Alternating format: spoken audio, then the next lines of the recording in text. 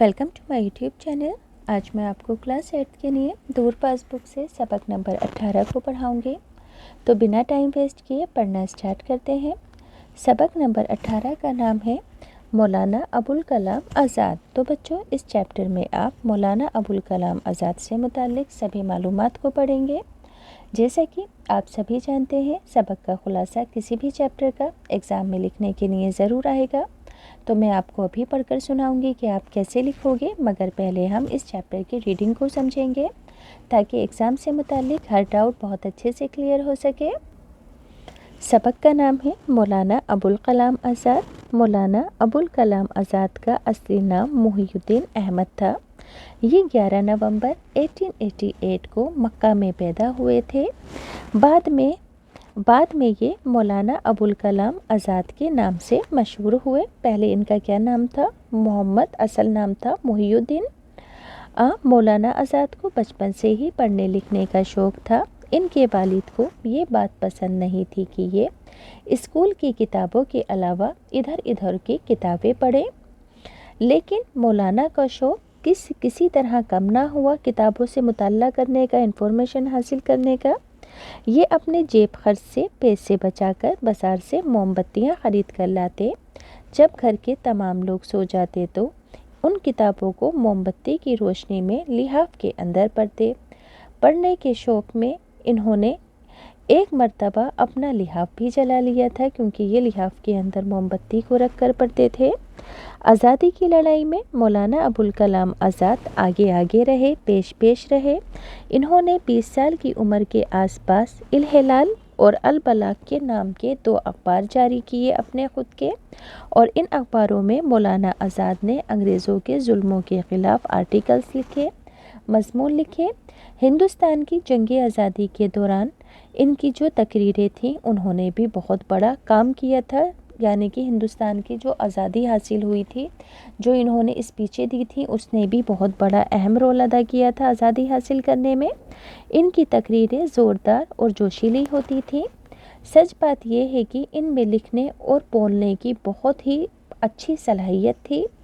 आज़ादी की लड़ाई में इन्हें कई बार जेल भी जाना पड़ा, लेकिन इन्होंने कभी भी जदोजहद से मुँह नहीं मोड़ा आज़ादी हासिल करने की। मुल्क को विदेशी हुकूमत से आज़ाद करवा कर ही इन्होंने दम लिया। आज़ादी की लड़ाई के दौरान मौलाना आज़ाद 2 बार कांग्रेस के सदर भी चुने गए। महात्मा गांधी और पंडित जवाहरलाल नेहरू भी मौलाना आज़ाद की बहुत इज्जत करते थे। वो उन्हें अपना करीबी दोस्त मानते थे और कौमी मामलात में मौलाना आज़ाद का मशवरा भी लेते थे पंडित नेहरू और महात्मा गांधी। मौलाना आज़ाद एक बहुत बड़े मजहबी आलिम भी थे, मज़हब से बहुत लगाव रखते थे। इन्होंने कुरान पाक के एक बड़े हिस्से का उर्दू में तर्जुमा भी किया है। इनका नाम उर्दू के बहुत बड़े बड़े अदबियों में लिया जाता है। गुबारे खातिर इनकी मशहूर किताब का नाम है। इनमें इनके कुछ खतूत भी शामिल हैं, यानी कि खतूत कहते हैं ख़त की जमा को, और इस किताब में इनके ज़रिए लिखे गए कुछ ख़त भी शामिल हैं। मौलाना अबुल कलाम आज़ाद का शुमार मुल्क के बड़े बड़े रहनुमाओं में होता है। आज़ादी के बाद ये हमारे मुल्क के पहले वज़ीर तालीम बनाए गए थे, एजुकेशन मिनिस्टर बनाए गए थे पहले आज़ादी के बाद। हमारे मुल्क में जदीद तालीम का जो पूरा खाका है, इन्हीं के ज़रिए बनाया हुआ है। इनके पैदाइश के दिन को योम कहते हैं दिन को, तो इनकी योम पैदाइश को 11 नवंबर है, जो कि उसे योम तालीम के तौर पर मनाया जाता है। मौलाना आज़ाद का इंतकाल 22 फरवरी 1958 को दिल्ली में हुआ था। तो बच्चों, मैंने आपको ये पूरा ही चैप्टर पढ़कर बता दिया है। चैप्टर के अल्फाज मायने हैं, एग्ज़ाम में ज़रूर आते हैं अल्फाज मायने, तो सभी बच्चे ध्यान से सुनेंगे। सलाहियत कहते हैं काबिलियत को। जोशीली यानी कि जोश से भरी हुई। पेश यानी कि आगे आगे। दौरान कहते हैं उसी ज़माने में। तकरीर कहते हैं भाषण को। जदोजहद कहते हैं कोशिश को। विदेशी कहते हैं गैर मुल्की। दम लेना मुहावरा है, यानी कि चैन की सांस लेना। करीबी यानी कि नज़दीकी। मशवरा कहते हैं राय को। आलिम यानी कि इल्म रखने वाला। खतूत कहते हैं ख़त की जमा को। शुमार यानी कि गिनती। जदीद यानी कि नया। रोनुमा यानी कि रास्ता दिखाने वाला, रहनुमा यानी कि लीडर, रास्ता दिखाने वाला। खाका कहते हैं नक्शे को, योम तालीम कहते हैं तालीम का दिन यानी कि एजुकेशन डे। अब बच्चों इस सबक का खुलासा है, आप एग्ज़ाम में कैसे लिखोगे जल्दी से पढ़कर सुनाती हूँ।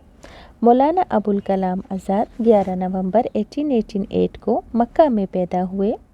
मौलाना का असल नाम मोहिउद्दीन था। बाद में मौलाना अबुल कलाम के नाम से इन्होंने शोहरत पाई।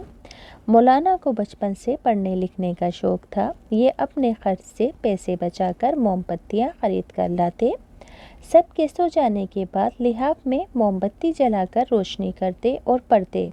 इल्म की शौक़ की वजह से 20 साल की उम्र में इन्होंने 2 अखबार इल-हिलाल और अल-बलाग निकाले। इन अखबारों में मौलाना अंग्रेज़ों के जुल्म व सितम के ख़िलाफ़ मज़मून लिखते थे। आज़ादी की लड़ाई में भी इन्होंने बढ़ चढ़कर हिस्सा लिया और कई बार जेल भी गए। मौलाना आज़ाद सियासी होने के अलावा बहुत बड़े मजहबी इंसान भी थे, मज़हब से गहरा लगाव था इनका। इन्होंने कुरान शरीफ के एक बड़े हिस्से का उर्दू में तर्जुमा भी किया। गुबार खातिर इनकी मशहूर किताब का नाम है। मौलाना आज़ाद का शुमार हमारे मुल्क के बड़े बड़े रहनुमा यानी कि लीडर्स और अदबियों में होता है। आज़ादी के बाद हमारे मुल्क के पहले वज़ीर तालीम बनाए गए, एजुकेशन मिनिस्टर बनाए गए। इनकी पैदाइश का दिन योम तालीम के दिन के तौर पर मनाया जाता है। इनका इंतकाल 22 फरवरी 1958 को दिल्ली में हुआ।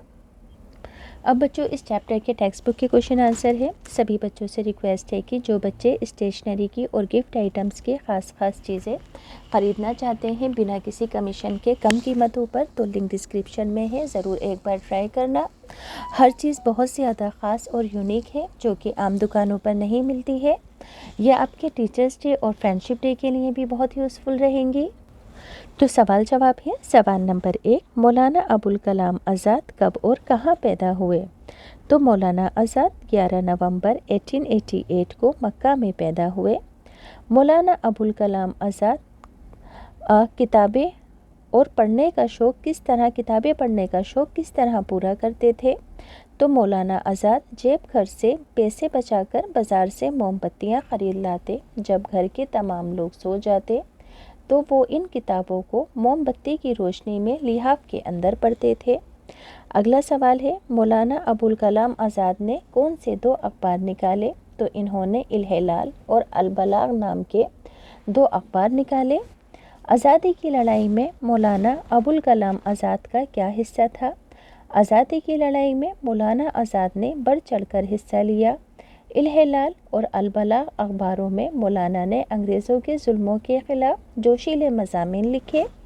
लिखने और बोलने की गैर मामूली सलाहियत की बदौलत इन्होंने हिंदुस्तान को आज़ाद करा के ही चैन की सांस ली। अगला सवाल है, मौलाना अबुल कलाम आज़ाद किस किताब में इनके ख़त शामिल हैं? तो मौलाना अबुल कलाम आज़ाद की मशहूर किताब गुबार खातिर में इनके खतूत भी शामिल हैं। अगला सवाल है, उनका योम पैदाइश किस सूरत में मनाया जाता है? तो इनका योम पैदाइश योम तालीम के तौर पर मनाया जाता है। अब बच्चों ग्रामर से रिलेटेड है, फिलअप्स है जो कि ऑलरेडी फिल है, मैं पढ़कर सुनाती हूँ। मौलाना अबुल कलाम आज़ाद का शुमार हमारे मुल्क के बड़े रहनुमाओं में होता है। आज़ादी के बाद ये हमारे मुल्क के पहले वज़ीर तालीम बनाए गए। हिंदुस्तान की जंग आज़ादी के दौरान इनकी तकरीरों ने बड़ा काम किया। गुबार खातिर इनकी मशहूर किताब है। हमारे मुल्क में जदीद तालीम का पूरा खाका इन्हीं का बनाया हुआ है। इनका योम पैदाइश 11 नवंबर योम तालीम के तौर पर मनाया जाता है। अब बच्चों इस चैप्टर के जुमले हैं। पहला लफ्ज़ है शौक़। जुमला होगा मुझे सैर करने का बड़ा शौक़ है। जेब खर्च जुमला होगा रमेश अपने जेब खर्च में से बचत भी करता है। सलाहियत पढ़ने लिखने से दिमाग की सलाहियत बढ़ती है। इज़्ज़त हमें सबको इज़्ज़त की निगाह से देखना चाहिए। मशवरा बुज़ुर्गों के मशवरे में खैर होती है। यहाँ पर कहा गया है, गौर से पढ़िए। मौलाना अबुल कलाम आज़ाद ने इल-हिलाल और अल-बलाग नाम के 2 अखबार निकाले। غبار خاطر ان کی مشہور خطاب ہے۔ ان جملوں میں الہلال، البلاغ، اخبار اور غبار خاطر یہاں پر ہے غبار خاطر، یہ غبار خاطر لکھا ہے، کتاب ہے، اسم ہے۔ تو ان میں فرق یہ ہے کہ پہلے جملے میں اخبار ایک عام چیز کا نام ہے اور الہلال اور البلاغ خاص چیز کے نام ہے۔ اسی طرح دوسرے جملے میں کتاب ایک عام چیز ہے، مگر وہ لفظ جو کسی عام چیز، عام جگہ یا عام شخص کے لیے استعمال ہو اسے اسم عام کہتے ہیں، اور وہ لفظ جو کہ کسی خاص چیز کے لیے استعمال ہوتا ہے اسے اسم خاص کہتے ہیں۔ تو اس طرح آپ بھی دونوں قسم کے اسم لکھنے ہیں۔ تو بچوں اسم خاص کیا ہوگا؟ خاص چیزیں جو کہ بہت زیادہ، جیسے کہ بہت ساری کتابیں رکھی ہیں اور ان سب کتابوں میں اگر قرآن پاک رکھا ہے، کوئی حدیث رکھی ہے تو وہ کیا ہوگی؟ اسم خاص ہوگی، قرآن پاک۔ ایسے ہی ہندوستان، وزیر تعلیم، محی الدین، یعنی کہ جو بھی کوئی چیز فیمس ہوگی وہ اس میں خاص ہوگی۔